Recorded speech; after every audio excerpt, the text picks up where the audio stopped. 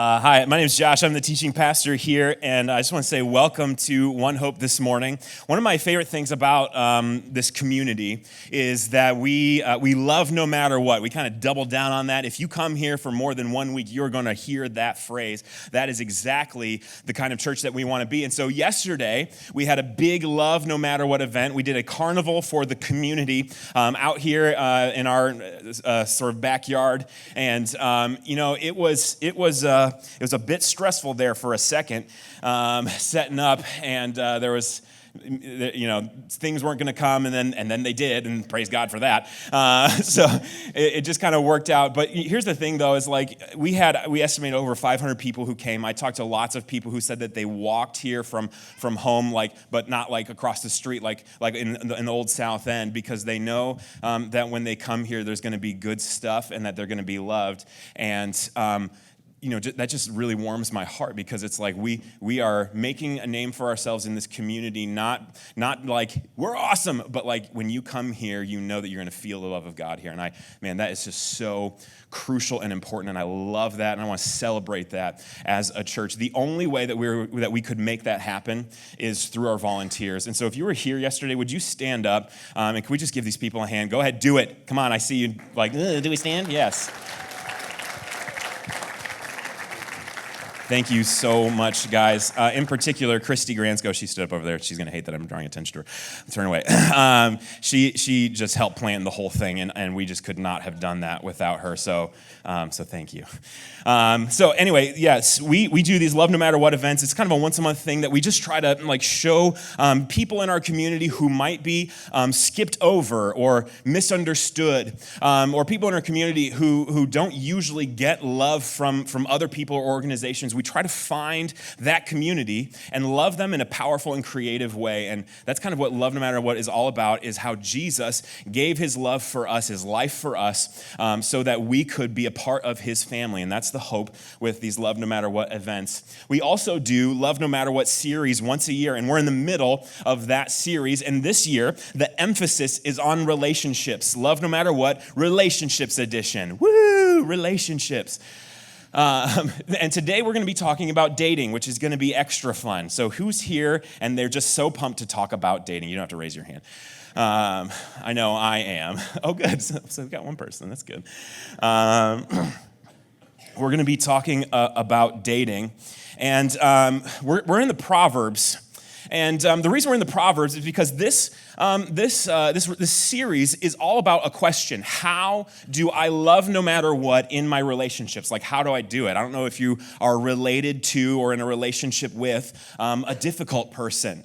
How do I do it? Sometimes there's that question, and a lot of times as pastors, we get a lot of it's a lot of questions are relationship questions. My kid is into this. My spouse is into this. My son is doing this. My friend is doing. What do I do? How do I love no matter what?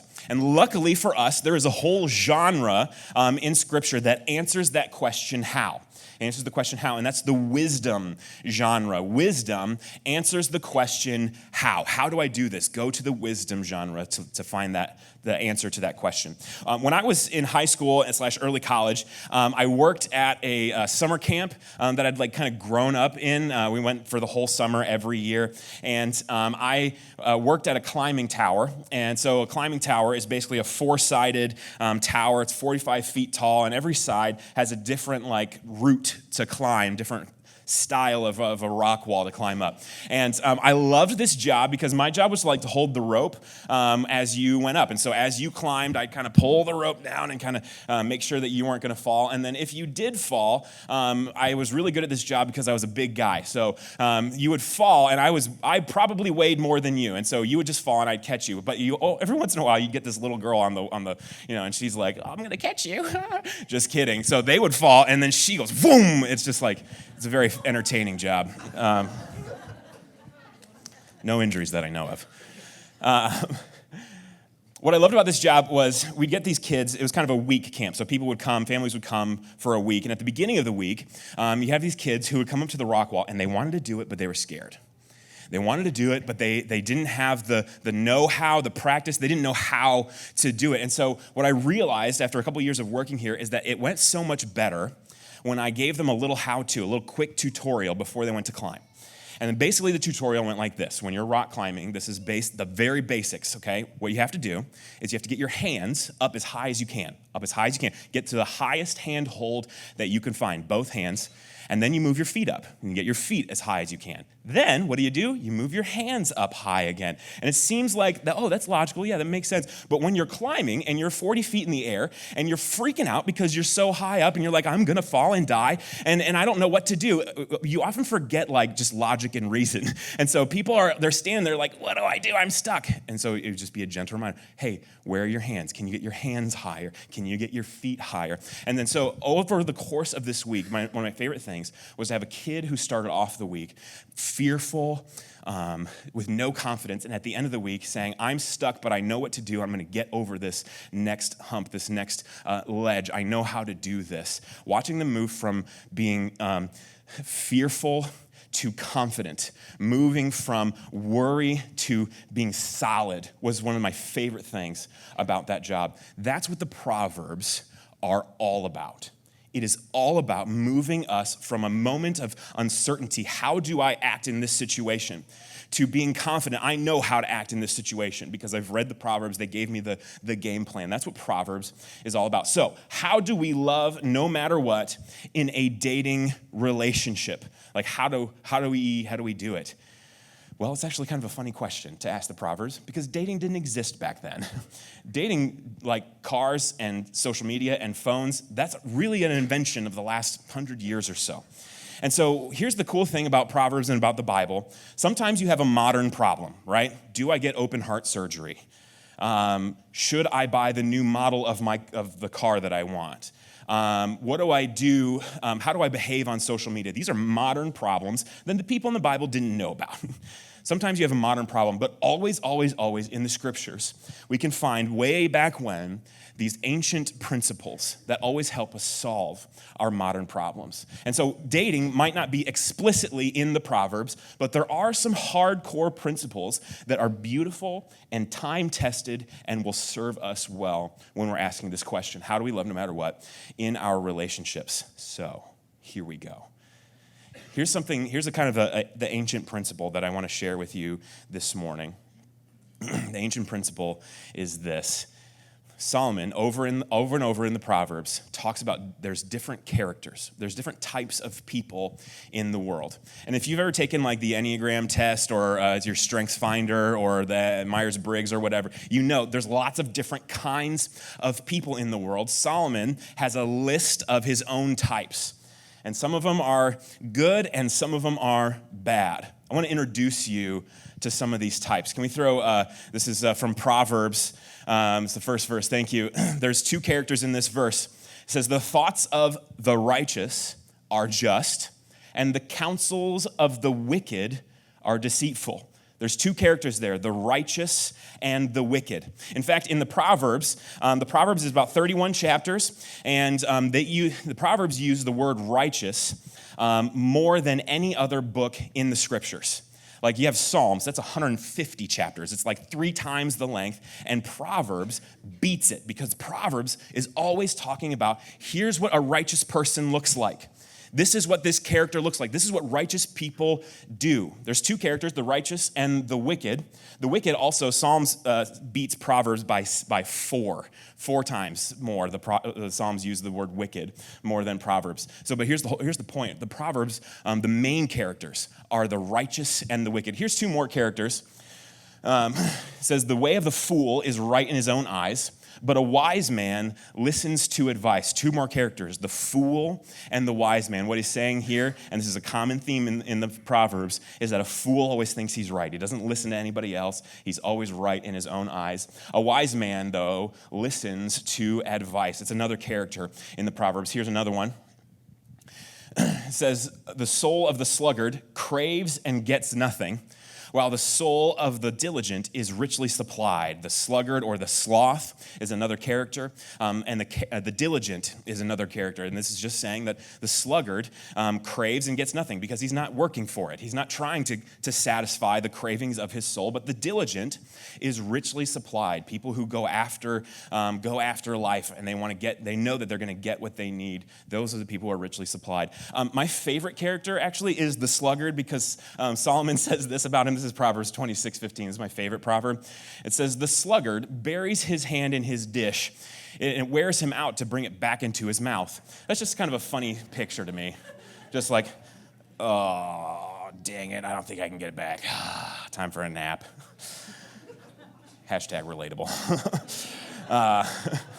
Sluggard.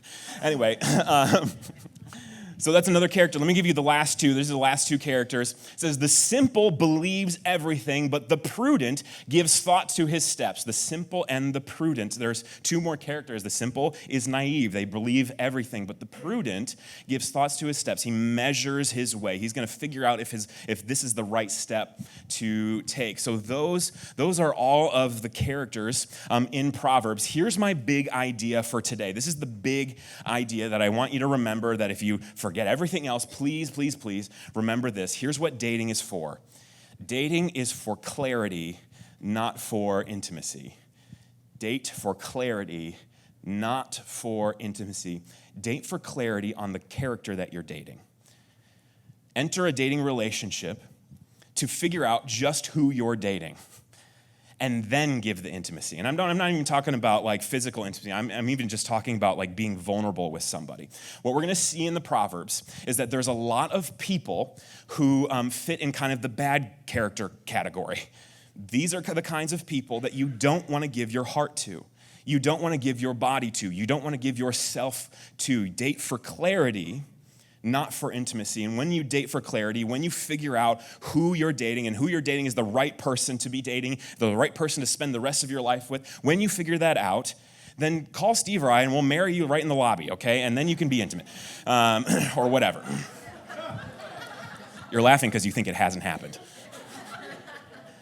Date for clarity, not intimacy, okay? Clarity is so important before you tie the rest of your life to somebody. Figure out who they are. We're going to kind of look through these characters, and this is a big idea. I want you to date for clarity. I want you to figure out who the character is that you're dating. So we're going to walk through these characters that I just introduced, and some of them we're going to spend more time on than others. But again, this is all just for this idea. I want you to figure this out. And maybe you're here and you're like not dating, like maybe you've been married for a while and you shouldn't be dating. That's just, don't do that.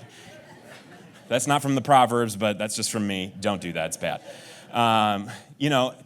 We're all in this room. One of the strengths of community is that it's diverse.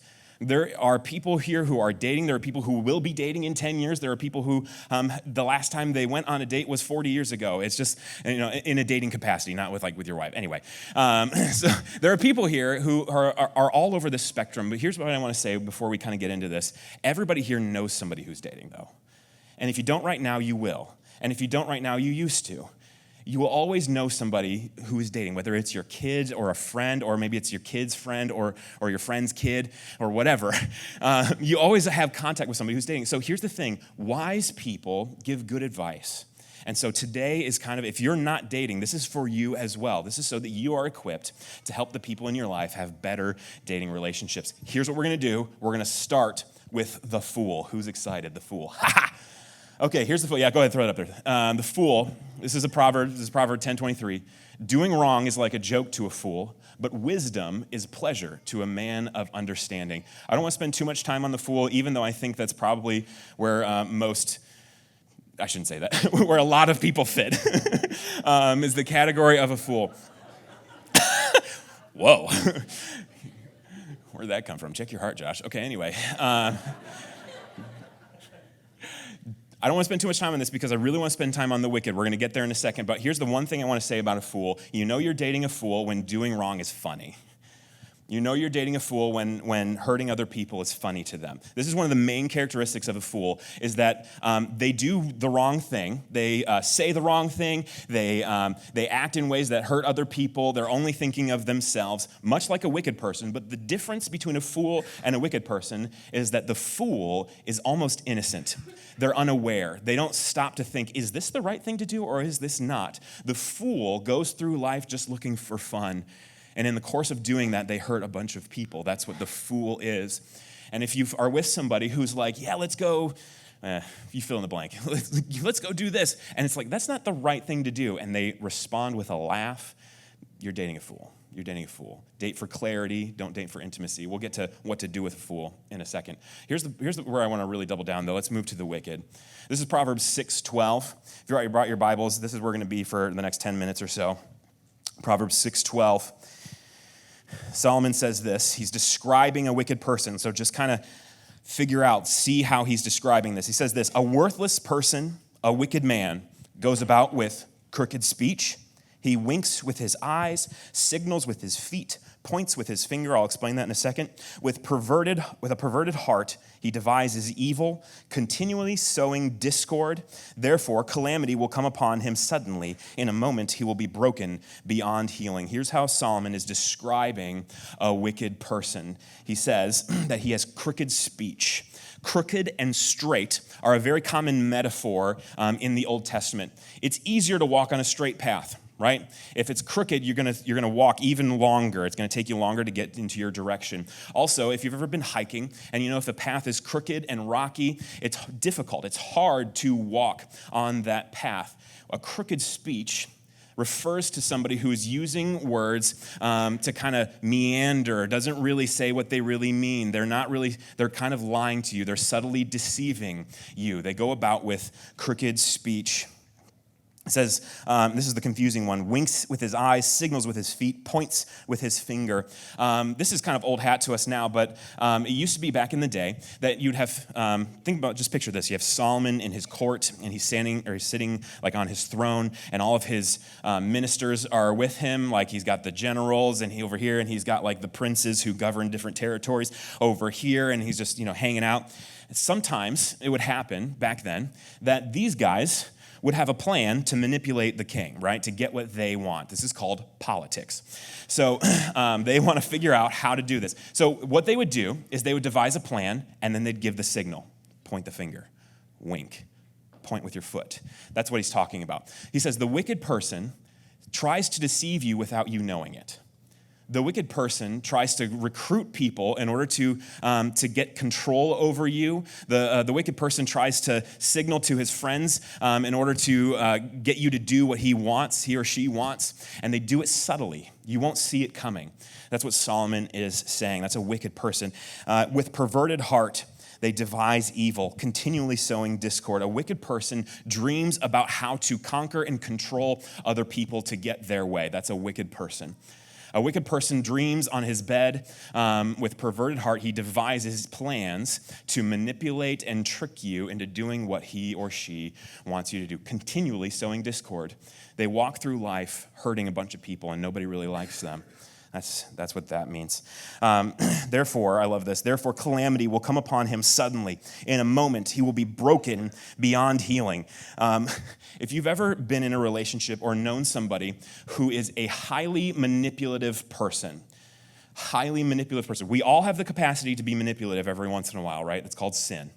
But if you've ever been in a relationship with a highly manipulative person, this verse, I think, hits home because it feels like justice. Feels like you've hurt so many people. And the idea of you being broken beyond healing, that makes you feel like justice. That feels just to me. There are people in this world, and you can judge me for saying this if you want. There are people in this world who make you want to believe that there's a hell because they are just so evil when you're with them.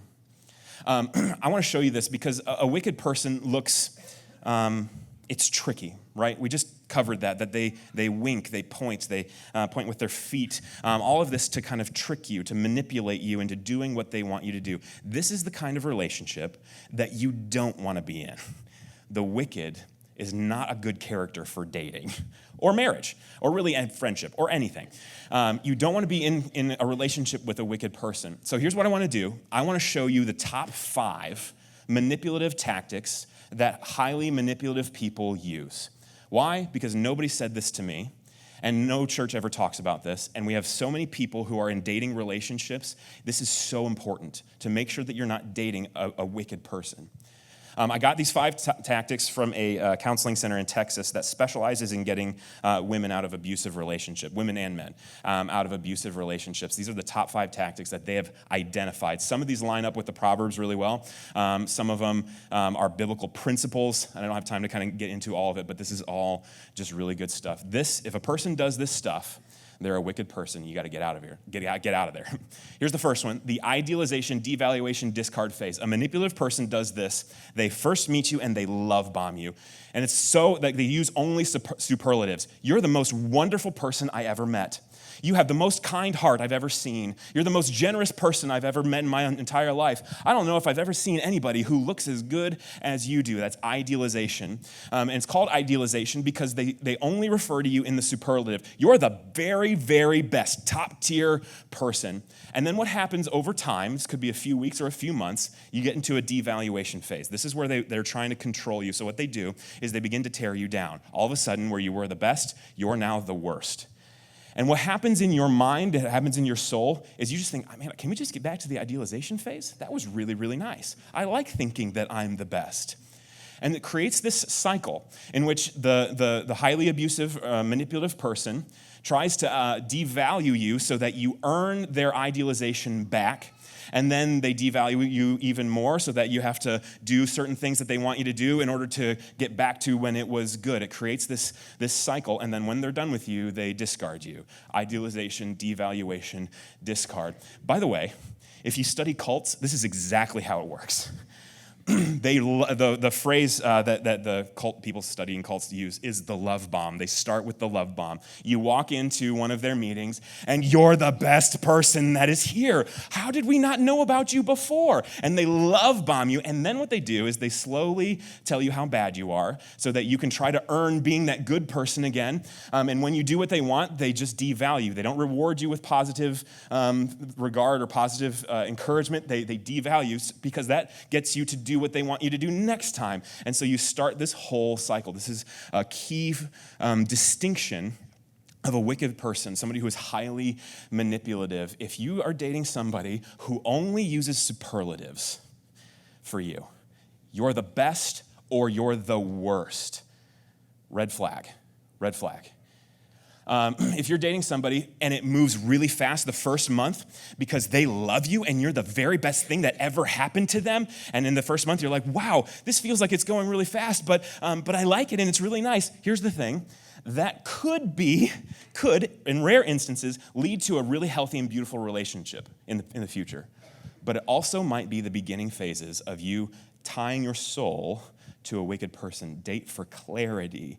Figure out who this person is before you're vulnerable and intimate with them. That's number one. Here's number two. This is gaslighting. Gaslighting comes from this old movie back in I think it was in the 40s, in which a girl marries a guy, and the guy has rigged his house in order to make her feel crazy. So he's got buttons he can push to make the lights flicker, and she'll say, oh, the lights just flickered. And he's like, I didn't see that.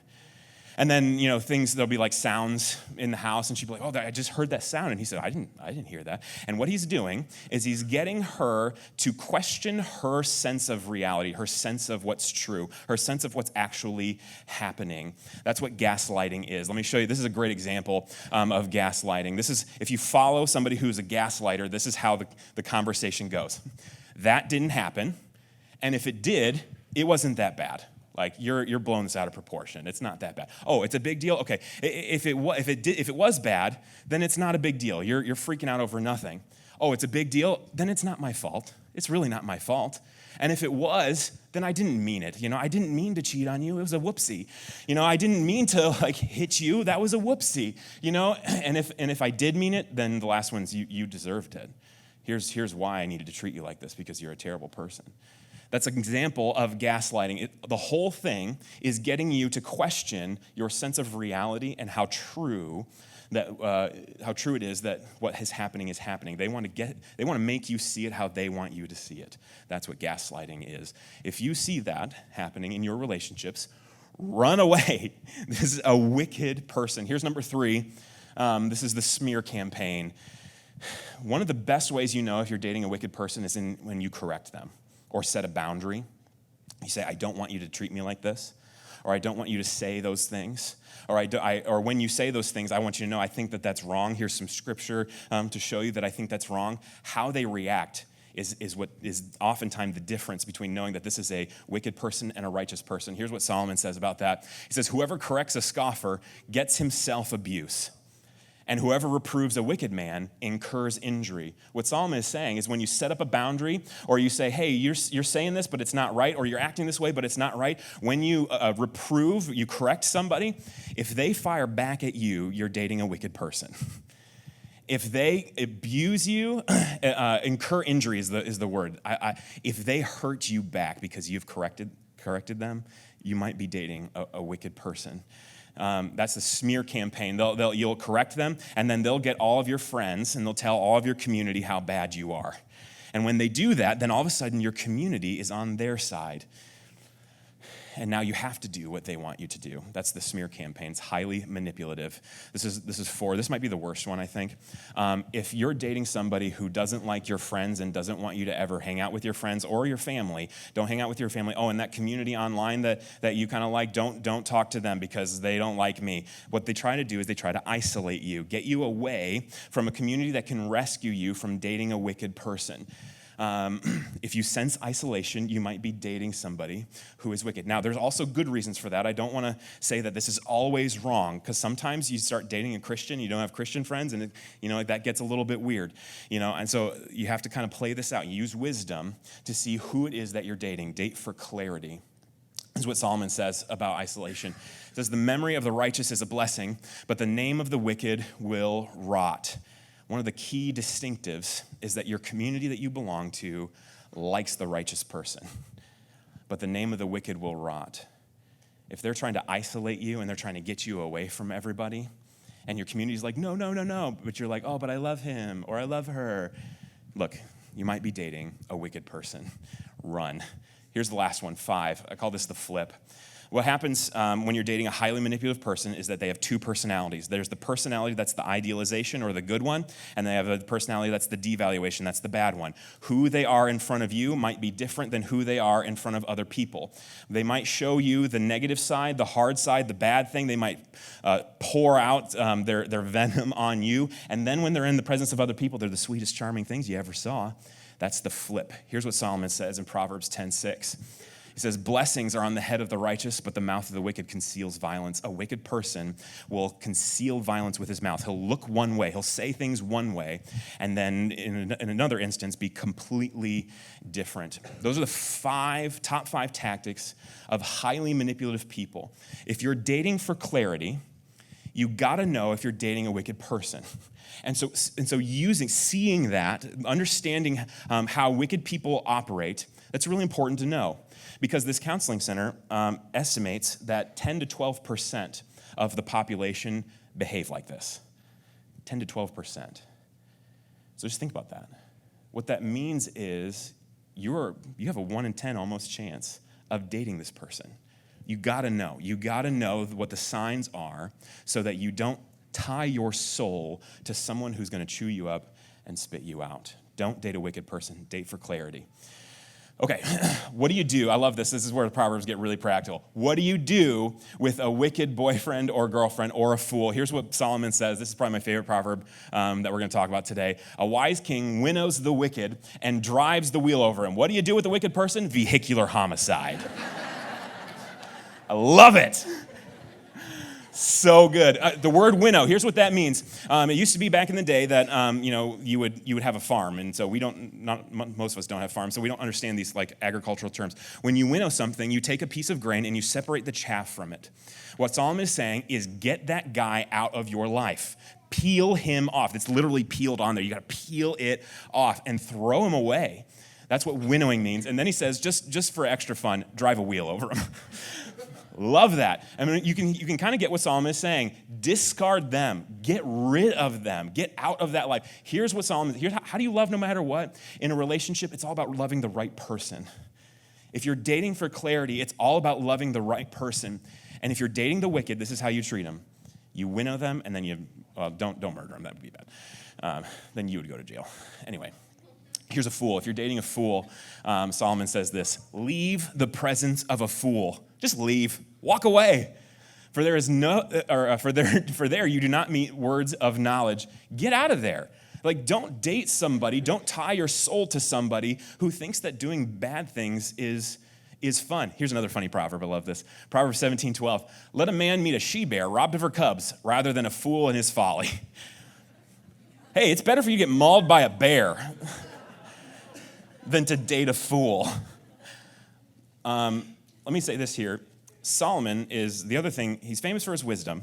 He's famous for his wealth. The other thing he's famous for is his wives. This dude had 900. Not winning. He knows, okay? This guy's had a lot of relationships. Take it from somebody who's tried and failed. Better to meet a bear robbed of her cubs than a fool in his folly. Run away. Just leave. Just leave. How do you know that you're dating a person of bad character? How do you know that you're dating this, like a wicked person or a fool? Well, we just talked about some of the signs and symptoms of dating these people, but here's the number one thing you're looking for. The number one thing you're looking for is this: Proverbs 26:11. Like a dog that returns to his vomit, so is a fool who repeats his folly. You're looking for patterns. Fools can't stop being fools. Wicked people can't stop being wicked. Sluggards can't stop being lazy. You're looking for patterns. Over time, notice how the person you're dating operates. Notice how they behave. Notice how they treat other people. Notice how they treat you. It's in the patterns that you'll begin to see their character, okay?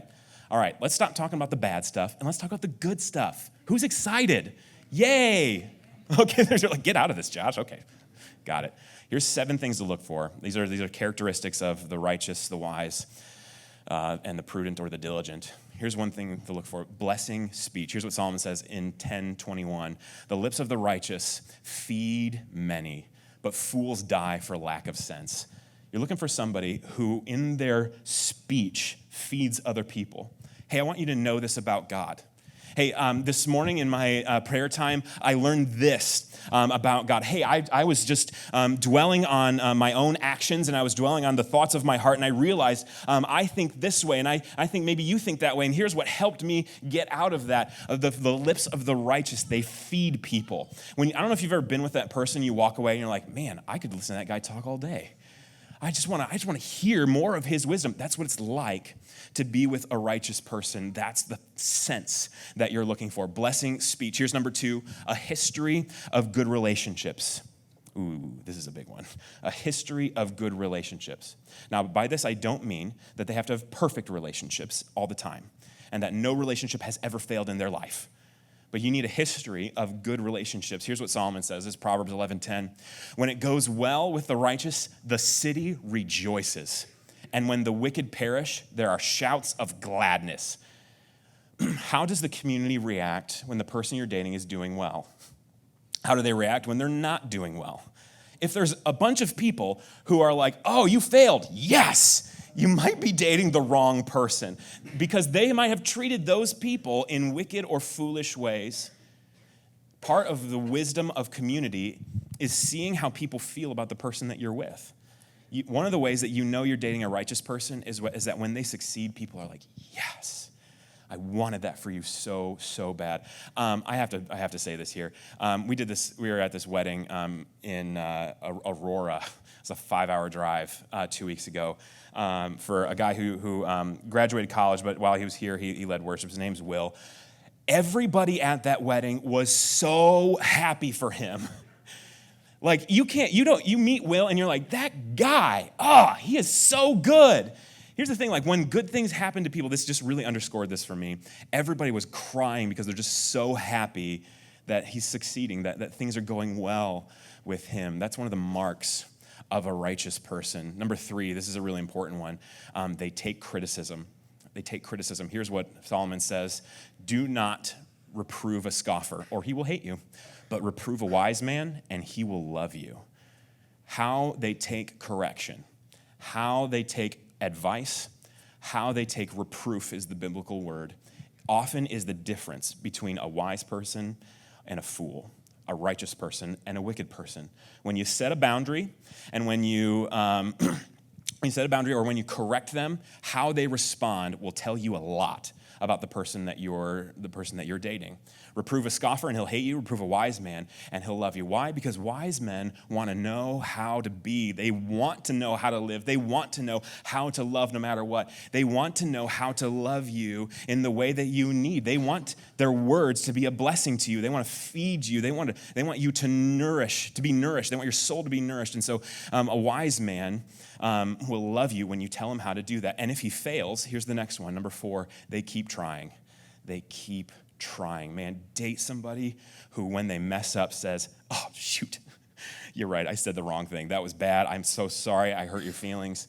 And I'm just going to try. I'm going to keep trying to get better. Here's what Solomon says about that. He says, the righteous falls 7 times and rises again, but the wicked stumble in times of calamity.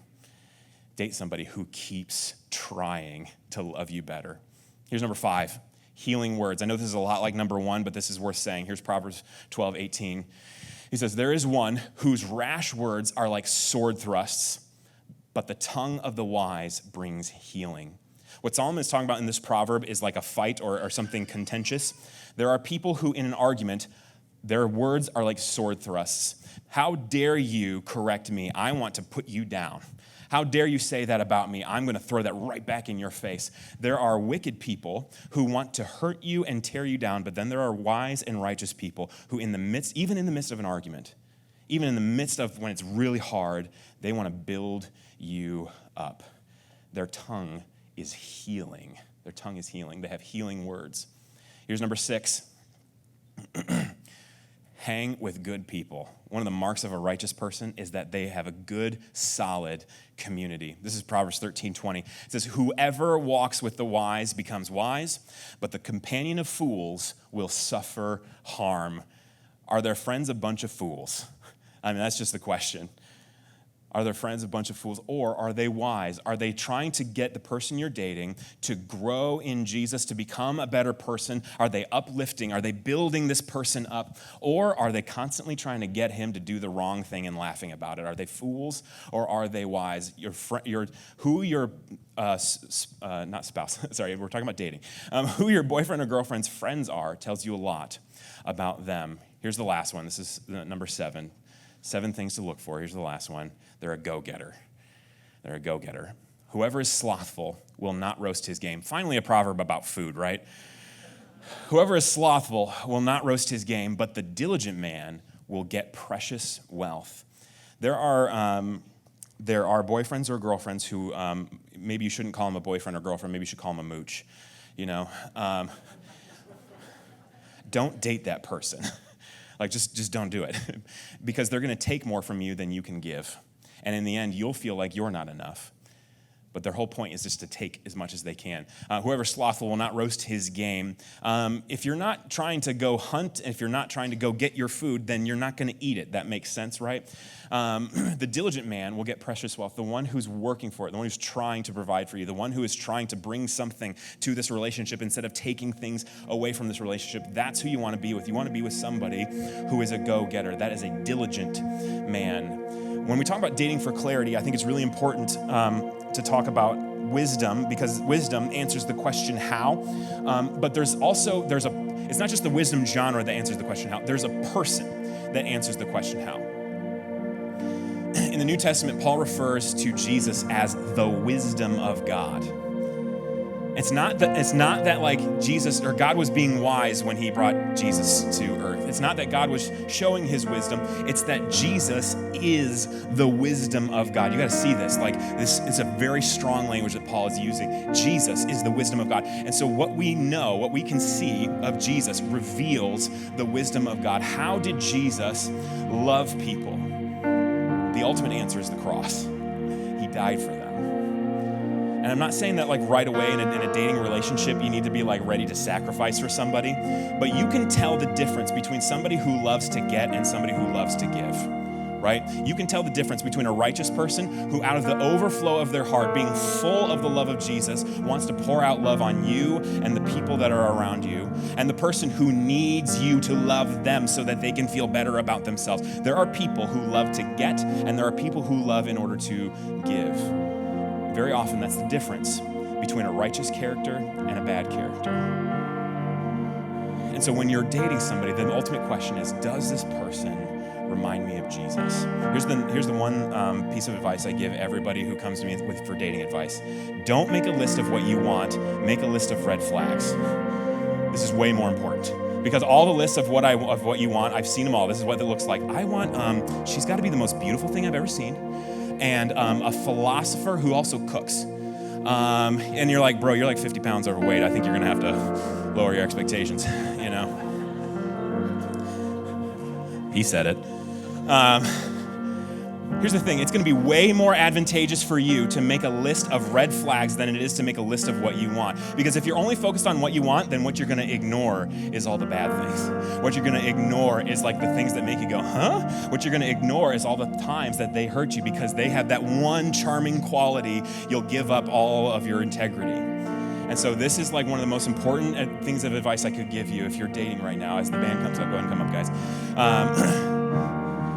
Date for clarity, don't date for intimacy. Date somebody who reminds you of Jesus. Date somebody who pushes you to be more like Jesus. And if you're here and you're not dating, hey, maybe try not to be a wicked person. That's a good idea. Maybe be more like Jesus. Be a righteous person. If you're sitting there like, oh, dating, it's not for me, be a righteous person. Be somebody that other people look at and be like, man, I don't know who I need to date, but I needed them to be like you, you know?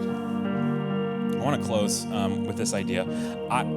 As I was preparing this, I really just felt a really strong sense that there's a lot of unhealthy dating relationships.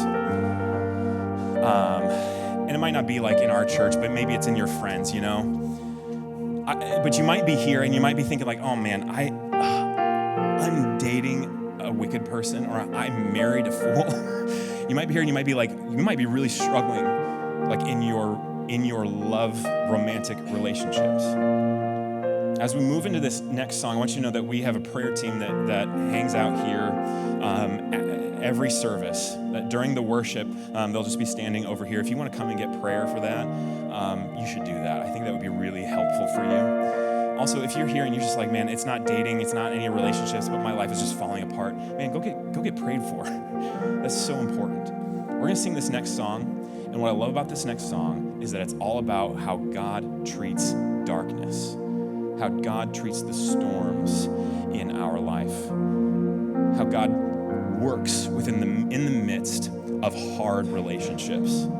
It's worth standing and singing. Will you stand with me today?